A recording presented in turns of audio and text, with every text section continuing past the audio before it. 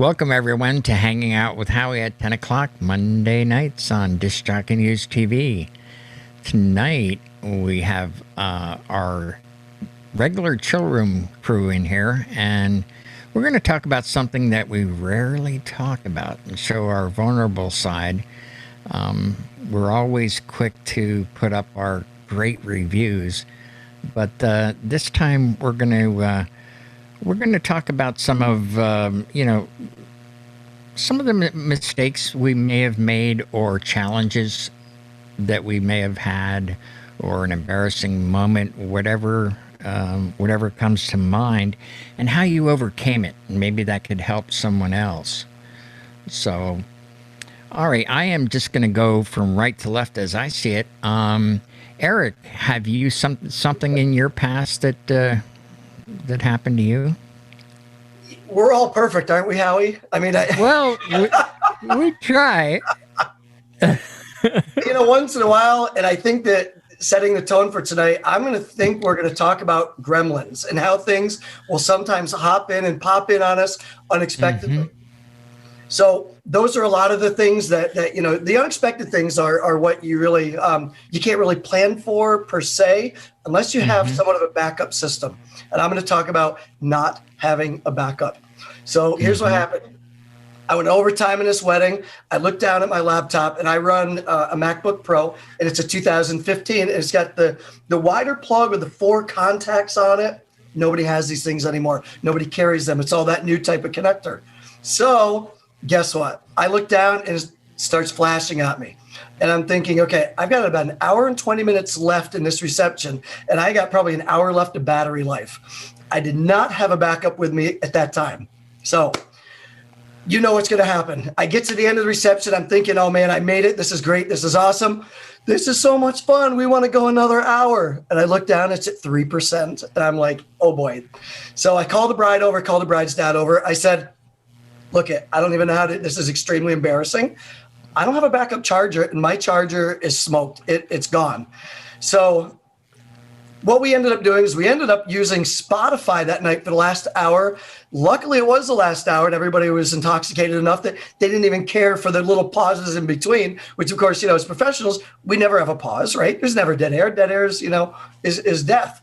So that last hour was a little bit rough. They came up at the end, tried to pay me. And I said, you're not paying me any extra. They go, what do you mean? I said, look, this was on me. I'm just glad that you guys didn't scream at me for not having, the backup to be able to continue your reception.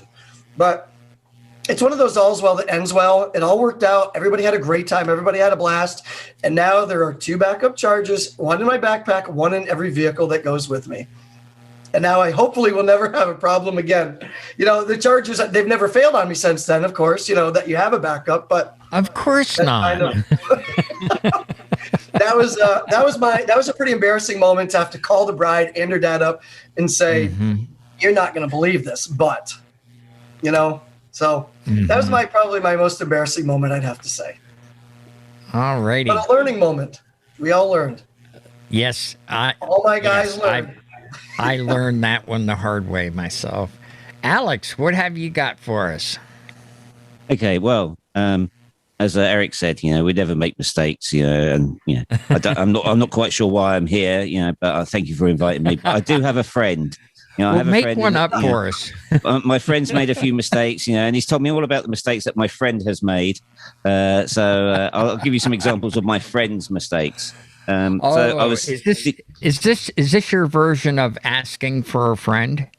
Exactly, yeah. Okay. When you have that embarrassing ailment and you go to the doctor, it's always your friend's problem, not your own. Yes. So back in the 90s, I was DJing, and we were, of course, using vinyl back then. And I was at a club, and I learned that if you're going to DJ vinyl, don't DJ vinyl when you're wearing shirts with big cuffs. So if you had big cuffs, because I was DJing at one time, and after doing pretty much a perfect mix, I was like, on cue, everything was going perfectly until I turned around to take off the record from the previous track when it all went silent. At which point I realized that somehow, with great skill and grace, I managed to pick up the needle on the track that I just mixed into with my cuff of my shirt, pick up and then place it straight back on the needle rest. And of course, all the music went dead quiet. Yeah, at which point I was like, quickly looked down, realized what had happened. And then again, by the grace of God, I managed to take the needle and put it straight back on to pretty much almost where it left off. So luckily the vinyl gods were looking good upon me that night. And I managed to get back on track, literally almost where it was. So people just thought maybe it was an audio glitch rather than my large cuffs on my shirt. All right. All right. We're John, you would be up next. Oh, sure. Again, to reiterate that we are all flawless and perfect, and we haven't learned a ton of things by trial and error on the road, like playing Tetris, stacking a roller cart when you have new gear, and how do you make it? But I think the strangest one was it was early on when I was starting out, and I was playing halls, and they were like auditoriums. So they had a really high stage, probably 3 or 4 feet up above what the floor would be in front of you. And for whatever reason, they changed venue for one event. I went into a place and I didn't have that riser anymore. I was just right on the floor with everybody else. And I had been using the same gear because I'm up so high. I just sat the speakers in the corners and everything worked fine. So the new hall, I had to go back out to the truck and get these 3-way legged tripods that I had never used. So I got them set up, and I get the speakers on top, and I set everything up on my table. Everything's exactly the way it goes, and I go to run the speaker cord over to it, and I can just about get into the back of the speaker if I leave the wire going like a flying Yolanda tightrope, because I don't have enough to go to the base of the tripod and come up the stand. So from my table, the box that usually sits below, now this is a 2 foot by 2 foot by 2 foot, 19-inch rack mount cube, now has to sit directly in front of me to have the speaker wires have any chance to reach as far as I need to put them, because there's things in the way. And the wires were just going out looking like I was a suspension bridge the whole night, just doing one of these. So I learned to have more lengths of speaker cable and XLR connections, because that turned out to be something you're going to need eventually. And that was one of those things I will never leave without at least 100-foot run of speaker cable when I go do a gig now. Excellent. Bill, you're up next. Oh, the list is long and distinguished, but one of my personally embarrassing moments was I was in the midst of kind of like the last song segue, and I like coming out of The Last Dance with an upbeat, fun song, and this was a Jersey crowd. I knew for a fact that Living on a Prayer was going to be a big last song hit. Living on a Prayer is just jamming out. The crowd's going nuts. I actually mixed from one version to another just to keep it going. And just kind of similar to what Alex was saying, just after getting through that really awesome mix and getting back into another chorus of the song, I went to eject the CD that was playing Living on a Prayer, and instead ejected the CD that was playing Living on a Prayer. And everything goes dead. I'm standing there just totally dumbfounded. And with about a half a second pause, back on beat, I came in with the mic singing the chorus of Living on a Prayer, and the whole room just started, right in with me. And I let them do the whole chorus, and then mixed back over to the CD that was originally playing in the first place that I meant to eject, and went right back into the next verse of the song. And it was absolutely terrifying and absolutely perfect all at the same time. it was a tough moment though. But so you actually took this is part of art. Is you took a flaw and made it a feature. The fact that went down, you had them singing along. They probably thought you had that planned all along. Yeah, and after the wedding, I went and changed my pants. Yeah. Well, I guess we're done with the show because I've never made a mistake. So well. I want to thank everybody. No. Before I get booed off stage, Well, we could all just go I- again. I was going to mention the laptop charger, but because that did happen to me, and so I do have one like you mentioned. I mean, for $30, yeah. I have a spare, and I have one that's always in the glove box. How about a Because controller pack? yeah, One Now- controller as well. yes, I since that one time where it was, I got down to critical levels with the battery, and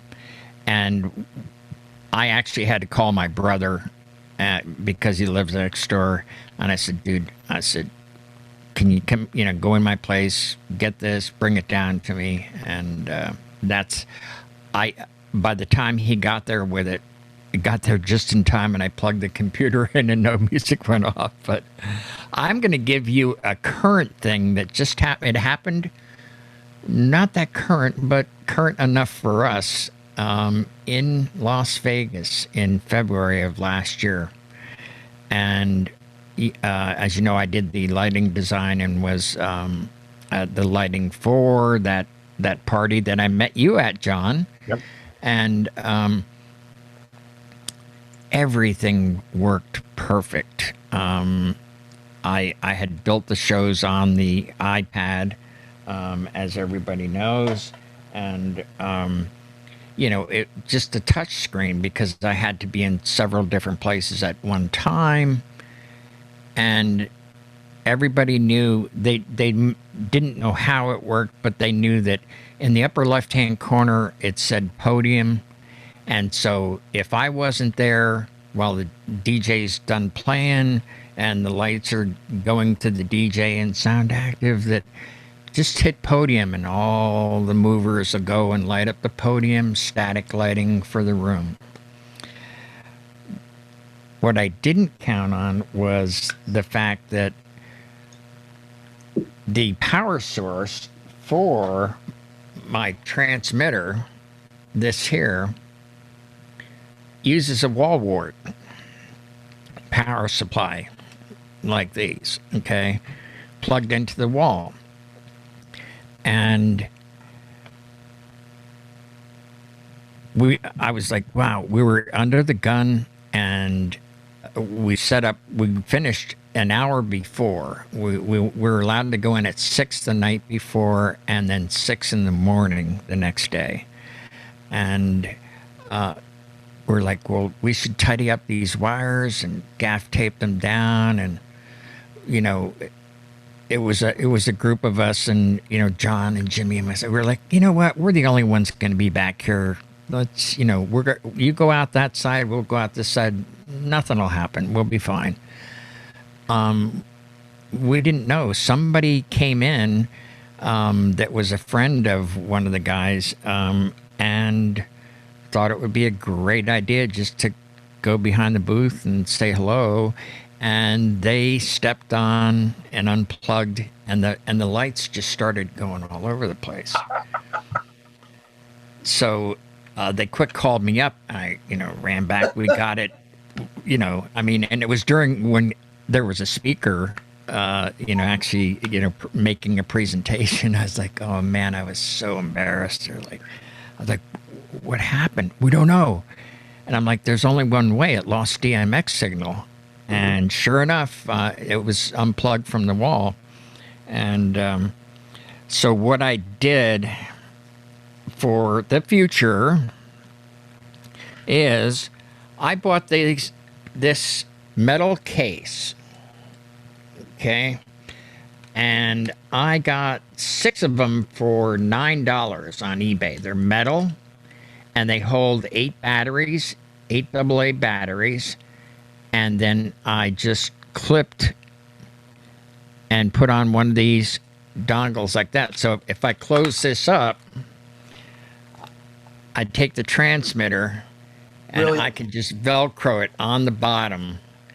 and then just plug it in. And this will go for 12 hours without, so this could set anywhere. So That's it's, great. you That's know, awesome. so like if I don't have something close by that nobody could trip on, I could always go by battery, that sort of thing. But that was very, very embarrassing. And Put that up on a truss. Yeah, no wire having to be run. no wire. Yeah. Love it. Great idea. Yeah. So, all right. So, time to redeem ourselves. All right. We've revealed some of our faux pas. I'm going to ask you then, Eric, what would you say was one of your favorite unique things that you've done to make an event special that you're really proud of that's maybe somebody else didn't do? Somebody else didn't do? Maybe, You know, or that maybe hasn't been seen in your area. all right, I'll give you my goosebump moment. I like to play Lee Greenwood at the end of a night if somebody's been in the service. And it always captures the crowd. It gets everybody out there talking about it. It makes my hair stand up, gives me goosebumps. It's always a good feeling, you know, and then we'll put the bride and groom in the center and everybody locks arms and they sing, you know, proud to be an American. And that's just, I like doing that. For me, you know, I'm in America. I bleed red, white, and blue. And so for me, those are great moments at the end of the night to be able to finish a wedding like that. And anybody who's been military, who I wasn't, but I get it. They appreciate that. And it's a nice cap off to the night. Awesome. I like that term you came up with, goosebump moments. Ooh, let's roll with that. Alex, give us a goosebump. And don't misinterpret me. I know you're from Cyprus. Well, I'm not sure if it's it was a goosebump moment for the bride and groom. I was doing a wedding on the beach, Right. And obviously the venue's lit up, but the beach itself wasn't lit up. And the beach was about probably 3/4 of a mile long. Anyway, everything was going well. We'd done the first dance, everybody was partying.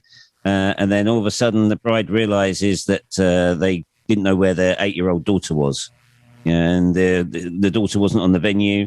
So, of course, everybody started to get worried and, slightly panicky. What's happening? We're right by the sea, of course. So, obviously, there's a danger point there. And luckily, I had lots of uplighting, which was all battery powered. So I simply took the battery powered lighting and pointed it out towards on the venue all across the beach, illuminated the whole beach, which luckily, as I did that, they suddenly realized that only about 50 meters away, the daughter in question was actually playing by the sea. And bearing in mind, this was like 10 o'clock at night as well, was playing by the sea. And by doing that, we managed to illuminate the beach to the point where they could see where the daughter was. And literally in a matter of minutes, we managed to get the goosebump, nervousness of the panicky mum to find her daughter very quickly. As opposed to obviously, if we didn't have battery up lighting, we wouldn't be able to move the lighting around so easily, and then basically put them in a position to illuminate the beach. So they had that panic moment, but luckily, with the resources that I had, I was able to what's the word I'm thinking of? Reuse the lighting in a different manner rather than having it for the venue. Used it for the beach, and we managed to stop the panic very quickly. So, which is something I think that not everybody has battery lighting. So because I had that aspect, which maybe some other DJs may not have, we managed to repurpose the lighting from a safety point of view rather than a party point of view. Oh, wonderful. Alrighty, on to you, John. I think collectively, the shows that we play are goosebump moments. When you take it from beginning to end with a room full of people that you're not really all that familiar with, and get into their minds and into their past and into the music they like, when you come out the other side of it and say, "Wow, that couldn't have gone any better," and you're dodged all the little obstacles, all the things we talked about earlier, and you make it across the finish line. And for example, if when it's done and the bride and groom that are ready to leave at the car, come back in, and we had to come back and just thank you for a job well done. It's a memory we'll never forget. That's where we know that we're unique and that not everyone can do what we do and carry the torch all the way across and make it something like that for everybody. So I think that's what really is our redeeming quality and our shining moment. Thank you, John. That's very good. Bill. So this is almost a little close to Alex, but it's the first thing that popped in my mind when you said goosebump moment. And it is also taking a potential bad situation and making it good. There's a venue, well, there's a lot of venues, but there's a venue I used to DJ at a lot that was right over the Chesapeake Bay Bridge on the eastern shore of Maryland. And for those of you who don't know, Bay Bridge is a 4-mile long bridge. If there's an incident on the Bay Bridge and it, on one span or the other, they shut the other span down until all of the emergency vehicles and everything can get where they need to be. And then also, until they get the other one emptied out. So as luck would have it, on the way to a wedding one day, big wreck happened on the bridge, traffic shut down.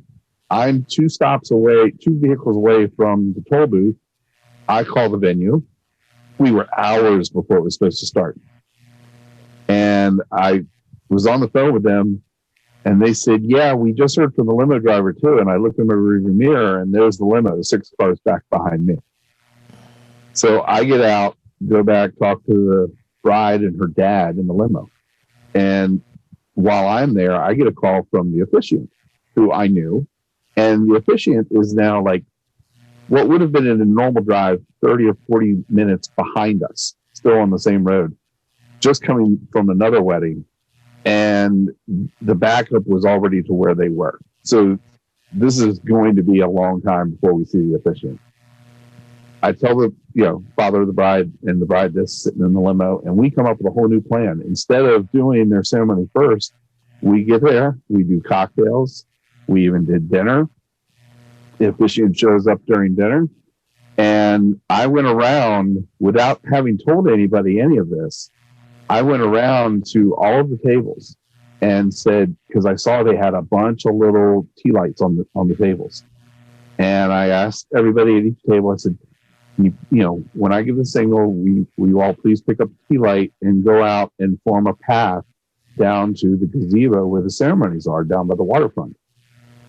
And it worked flawlessly. And the coolest thing was I already had some plug-in up lights in my truck from another wedding, hadn't taken them out yet. So I even went down and used the power that was there and plugged in my up lights. But I had it so that very simple setup, no DMX. I literally had them plugged into like a surge protector with a plug on it or an on-off switch. And when the bride and groom got to the bridge, going where the end of all the people with the candles was, that's when I hit the uplights. And I basically outlined their ceremony area and uplights. So everything happened, it happened in the dark. And their ceremony goes on.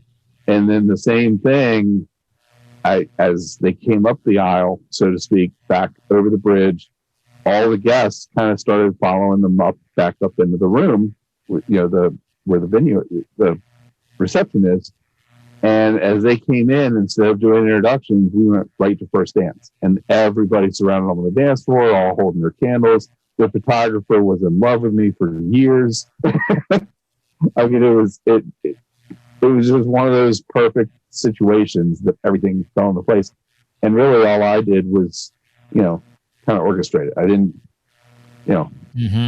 someone up above created the scenario. I just dealt with it. Oh, that's wonderful. It was cool. So you made it a magic moment, which could have been a disaster. In the beginning. That's great. Yeah. Well, I'm going to tell you it was quite a surprise. Is I guess my goosebump moment for me to actually see it in action, because I get these ideas all the time. For things, and I'm kind of known for the unusual, but this one wedding, they decided that they were going to have the little test tubes with the little wand and the bubbles. And once they were pronounced married, then the couple would walk down. This is outside, and they would blow these tiny little bubbles and, make for a photo opportunity. And I can tell you firsthand that they're just a gimmick. They're like 52 a case. They really don't put out many bubbles, and they're real small. But what they didn't know was this particular, I don't know what you would call it, like a gazebo type area where they got married outdoors, had short evergreen plants there. And then they had taller ones. Well, the short ones were in pots, so I was able to move them and hide 2 bubble machines on either side of this gazebo. And when they were pronounced man and wife, I let the photographers know that what was up, but nobody else knew. And they all took out their little things and started blowing, and I converted these Bubbletron machines into battery-operated remote control. And so I'm back, we're always in the back, with the speaker and the sound stuff. And I just went like that, and it was thousands of bubbles. And they had 2 shooters there, so they got pictures of them coming and going. But the look on everybody else's face that had the tiny bubbles, they're like, where is this coming from? Because it was just coming out from the evergreens. And yeah, that would be my goosebump moment, the reaction from the people. But then to this day, it's 5 years ago, 6 years ago now. She still has the picture of her walking down the aisle with the bubbles as her Facebook profile picture. Oh, that's so cool. She hasn't changed it. Yeah. They thought they were just going to have little bubbles. And boy, those things work great, don't they? They really do. And they work great when they're a surprise.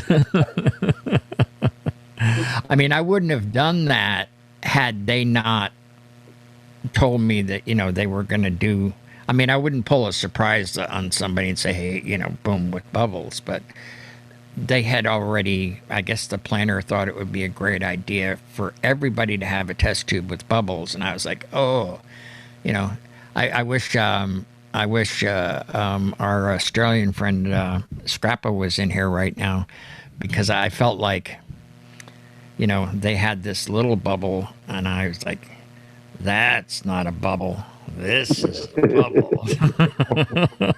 It's just one of those moments. So, gentlemen, I want to thank you all for participating. Does anybody have any final thoughts? Anything else they want to add? This one we could probably go on forever. Things that, for another night. Errors we've overcome and learned from. we can do another show, but we're right in the ballpark for John, and I don't think he's going to fire us this time. So I want to thank each and every one of you. Thank you, Eric. Thank you, Alex, for getting up so early. Alex is in Cyprus, and it's 4:30 in the morning for him.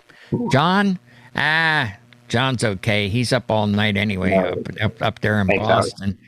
And Bill, thank you so much for coming in. He's on the East Coast, so he's on our time as well. Yeah. So, anyway, we will see you next week for Hanging Out with Howie at 10 o'clock, Monday night. Good night, all. Thank you. Thanks, Howie. Good night. Thanks, guys.